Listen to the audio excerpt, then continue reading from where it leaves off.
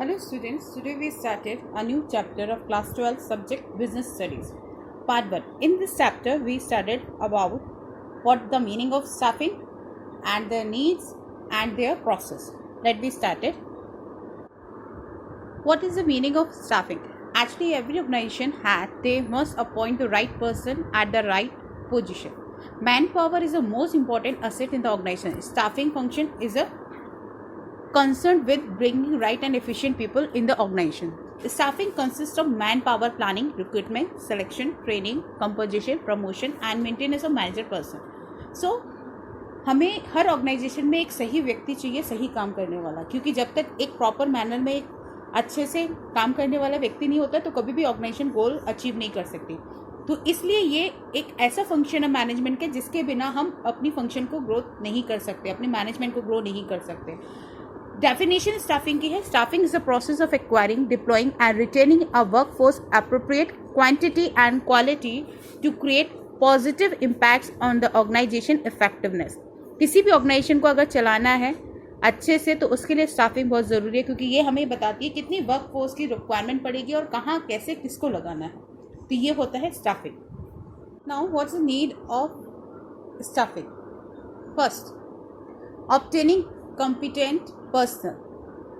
Generally proper staffing जो help करती है, हमें डिस्कवर करती है, अपने जॉब्स को जीतने के लिए करती है. अगर हम लोग बहुत अच्छे से, हमें अपना काम पता है, हम बहुत अच्छे से परफॉर्म कर रहे हैं तो हमारे को एक डिस्कवर करेगा, हम एक ऐसी एक्टिविटी निकल के कि जिससे हम बहुत सारी जॉब्स को बहुत बेटर वे में कर सकते हैं. Next, second, high performance.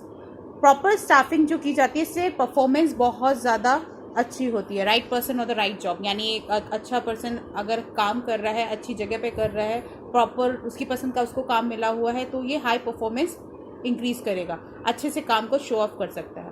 Third, continuous growth. जब हम स्टाफिंग करते हैं तो इससे क्या होता है कि ग्रोथ होती रहती है ऑर्गेनाइजेशन की भी और उस पर्सन की भी जिसको हमने एम्प्लॉय किया हुआ है. तो इससे प्लानिंग करी जाती है जो मैनेजर के द्वारा, इससे एकदम से ग्रोथ होती रहती है. नेक्स्ट, जितने भी ह्यूमन रिसोर्सेज का प्रॉपर यूटिलाइजेशन कर सकते हैं, क्योंकि यहाँ पर हम जिसको भी हायर करते हैं वो एक क्वालिफाइड पर्सन होता है उस जॉब के लिए. दूसरा, ओवर स्टाफिंग नहीं की जाती, ज़्यादा से ज़्यादा लोगों को हायर नहीं किया जाता, जितनी ज़रूरत है उतने ही लोगों को रखा जाता है. तो रिसोर्सेज का प्रॉपर यूज़ होता है. एंड द लास्ट, यहाँ पे जॉब सेटिस्फेक्शन को इम्प्रूव किया करता है, यानी यहाँ पे जितना भी एम्प्लॉयज़ काम कर रहे होंगे उनको पूरा रिवॉर्ड दिया जाता है, उनके ऑब्जेक्टिव्स को अचीव करने में हेल्प की जाती है, जिससे वो और ज़्यादा मोटिवेट होते हैं. Now we discuss about the process of staffing. Staffing कैसे की जाती है? सबसे पहला स्टेप होता है प्रोसेसिंग में एस्टिमेटेड मैन पावर रिक्वायरमेंट. पहले हम लोग ये जानते हैं कि कितने लोगों की हमें ज़रूरत होती है सिंपल टर्म्स में. सेकंड करते हैं रिक्रूटमेंट, यानी हम उतनी वैकेंसीज निकाली जाती हैं, एप्लीकेशंस आती हैं. Then third is selecting from the among the applicants. जो भी हमारे पास एप्लीकेशन आई उसमें से लोगों को हम सिलेक्ट करते हैं. आफ्टर दैट हम उनको प्लेसमेंट एंड ओरिएंटेशन, यानी उनको वहाँ पे जॉब उनकी बताते हैं. दूसरा, फैमिलियर करते हैं जो हमारे एग्जिस्टिंग एम्प्लॉयज़ हैं उनके साथ. आफ्टर दैट ट्रेनिंग दी जाती है, उनका डेवलपमेंट होता है.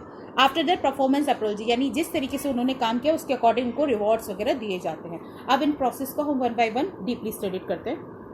Now first step is estimating man power requirement. Generally हम इसमें क्या क्या चीज़ों को इन्वॉल्व करते हैं? पहले हम ये देखते हैं करंट ह्यूमन रिसोर्सेज हमारे पास कितनी हैं in terms of qualification, training और स्किल्स. सेकेंड, हमें फ्यूचर में कितनी ह्यूमन रिसोर्सेज की रिक्वायरमेंट पड़ेगी पूरे डेवलपमेंट्स के लिए. थर्ड, हम देखते हैं ऐसे प्रोग्राम बनाते हैं जिसमें ह्यूमन रिसोर्सेज को जॉब एनालाइज की जाती है, किस तरीके से काम, उनकी डिटेल्स निकाली जाती है, कैसे काम किया है, जॉब से रिलेटेड पूरी चीज़ें फाइंड आउट करते हैं फर्स्ट स्टेप में. सेकेंड स्टेप आता है रिक्रूटमेंट. हमने आइडेंटिफाई कर लिया कि कितनी मैन पावर्स हमारे पास अवेलेबल हो, कितनी हमें चाहिए, जितनी वैकेंट है हमारे यहाँ पर, जितनी हमारी अभी खाली है, उनके लिए हम लोग क्या करते हैं, एप्लीकेशंस निकाली जाती हैं, यानी जॉब ऑफर्स दिए जाते हैं. उसके लिए वेरियस पोजीशंस के लिए ऑर्गेनाइजेशन के अंदर एप्लीकेशन आना स्टार्ट हो जाती है. वो सेकंड प्रोसेस होता है recruitment. Next, third is selection. It is the process of choosing and appointing the right candidate for various jobs in an organisation through various exams, test and interview. See, हम third step में क्या करते हैं, जो हमारे पास application आई है उसमें से बेस्ट पर्सन को हम निकालते हैं, कैंडिडेट को जो हमारी जॉब के लिए परफेक्ट है. इसके एग्जाम्स लिए जाते हैं, टेस्ट एंड इंटरव्यूज़ लिए जाते हैं. फोर्थ में उनको प्लेस किया जाता है, उनकी जॉब्स के बारे में बताया जाता है, किसको ड्यूटीज़ की रिपोर्ट्स करनी है, कैसे काम करना है, ये सारी चीज़ें की जाती हैं. इसके बाद उसको फैमिलियर ओरिएंटेशन का मतलब होता है इंडक्शन, यानी जो भी हमारे एग्जिस्टिंग एम्प्लॉयज़ है उनके साथ एक इंट्रोडक्शन कराना, that be part of a induction. So this is a fourth step in a staffing.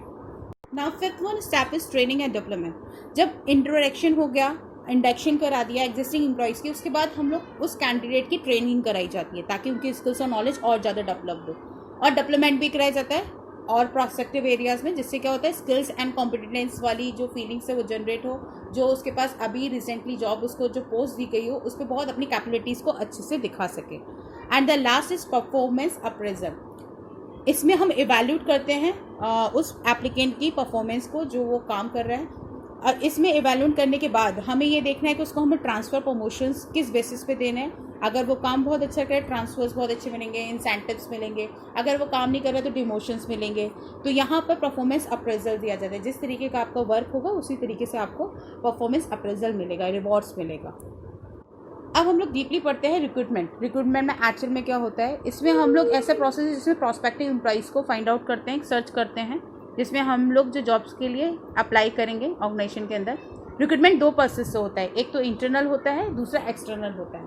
Internal से मतलब हम अपनी फर्म के अंदर में से ही करते हैं, एक्सटर्नल का मतलब जो हम फर्म के बाहर से करते हैं। तो इंटरनली प्रोसेस कौन से होते हैं, इंटरनली यानी कैंडिडेट्स विद इन ऑर्गेनाइजेशन जो किए जाते हैं, फर्स्ट ट्रांसफ़र कर दें हम, यानी जो शिफ्टिंग हमारे यहाँ पे एम्प्लॉयज़ है हम एक जॉब से लेके दूसरी जगह पे या एक डिपार्टमेंट से दूसरी जगह या एक जगह से दूसरी जगह पे भेज देंगे। तो इस तरीके से रिक्रूटमेंट उस पोस्ट पर हो सकता है। सेकंड, प्रमोशन दे सकते हैं, यानी जो सुपरवाइज़र था हमने उसको मैनेजर बना दिया तो ए हायर पोजीशन पे दे दिया, उसकी रिस्पॉन्सिबिलिटी बढ़ जाएगी, प्रेस्टीज वगैरह सब कुछ पे आउट करेंगे, इसके थ्रू रिक्रूटमेंट किया जाता है।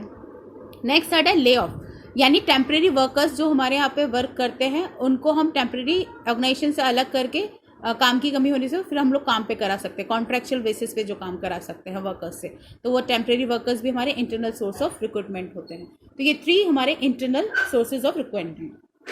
Now advantages of internal source recruitment. अब इंटरनल सोर्सेज के हमारे मेरिट्स क्या हैं, एडवांटेजेस क्या है। पहला, employees are motivated to improve their performance.